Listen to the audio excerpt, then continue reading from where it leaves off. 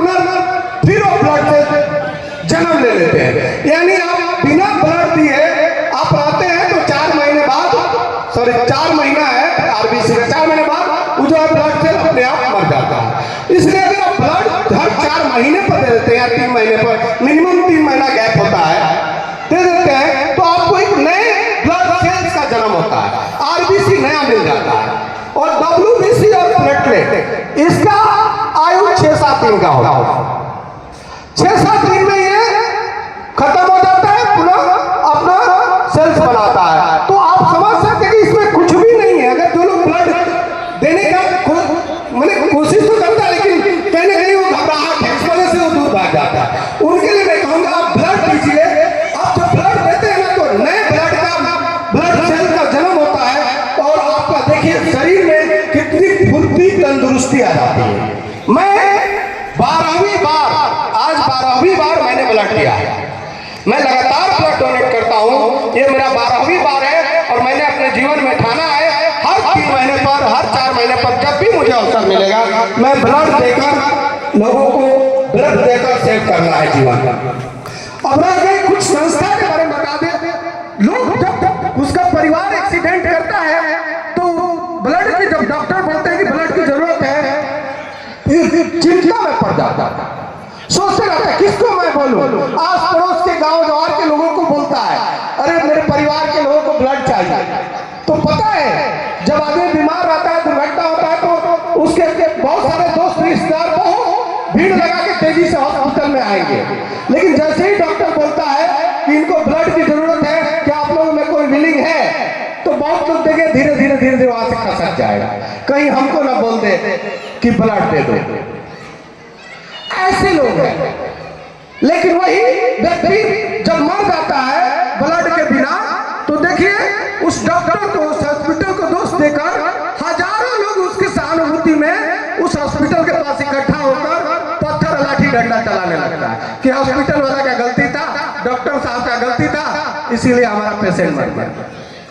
हम कहेंगे इस संस्था से अनुरोध करेंगे जिसको भी ब्लड का जरूरत पड़े तो पहले अगर मांगता है तो पहले तय करे कि वो उसके परिवार में कोई ब्लड दे, तब उसके बदले में उसको ब्लड दे। इससे क्या होगा, हमारा क्षतिपूर्ति होते रहेगा। अगर केवल हम पता है कि ब्लड की कोई उत्पत्ति नहीं होती है, ब्लड को किसी लैब में बनाया नहीं जाता, ब्लड हम आप देते हैं तो वही चीजें उसको प्रिजर्व करके रखी जाती है। इस तरह लोगों को प्रवृत्ति को बदलना होगा। आपको एक रोल मॉडल बन के लोगों को जागरूक करना होगा कि लोग ब्लड दें, आगे आए। उनको बताना होगा कि किसी दिन आपके परिवार के लोगों को एक्सीडेंट हो जाता है तो आपको ब्लड की जरूरत पड़ेगी, तो आपके शहर में अवेलेबल हो, आपके लैब में अवेलेबल हो, आप बेशक ब्लड ग्रुप कोई भी हो, मैटर नहीं करता। अगर मान लीजिए आपके परिवार में किसी को एक ब्लड ग्रुप चाहिए और आपका भी ब्लड ग्रुप है तो आप भी दे दीजिए, ये ले लीजिए, कम से कम एक्सचेंज होते रहे, यानी एबिलिटी होती रही।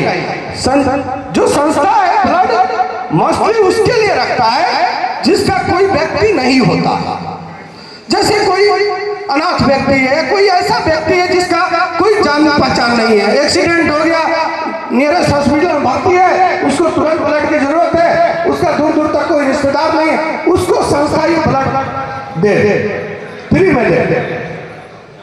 वैसे लोगों की ज्यादा जरूरत है, लेकिन जिसके परिवार है, रिश्तेदार है, उनसे ब्लड पहले ले ले और तभी ब्लड दे। मेरा जो विचार है, इससे क्या होगा, एक बार जो ब्लड देने के बाद उसको अनुभूति फील होगा कि यार ब्लड। अभी मैं देख रहा था एक लड़का फर्स्ट टाइम ब्लड डोनर था, बहुत घबराया हुआ, मैंने उसको मोटिवेट किया, थोड़ा शांत हुआ। आप ब्लड देने में घबराए ना, ब्लड हमारा पुनः वो बन जाता है, 24 घंटे के अंदर रिकवर हो जाता है। मुझे याद है मैं ब्लड देकर कभी वेस्ट नहीं करता। बहुत लोग होता है ब्लड देने के बाद गया, बिस्तर धर लिया, 24 घंटा मैं कुछ नहीं करूंगा। कोरोना काल में मैंने ब्लड दिया है और ब्लड देकर कोरोना में लोगों को फैसिलिटेट करते रहे हम लोग लगातार ट्रेनों में। तो इसलिए मेंटली आपका स्ट्रॉन्गनेस कितना है, आपकी इच्छा शक्ति क्या है, उस पर निर्भर करता है आपका जीवन।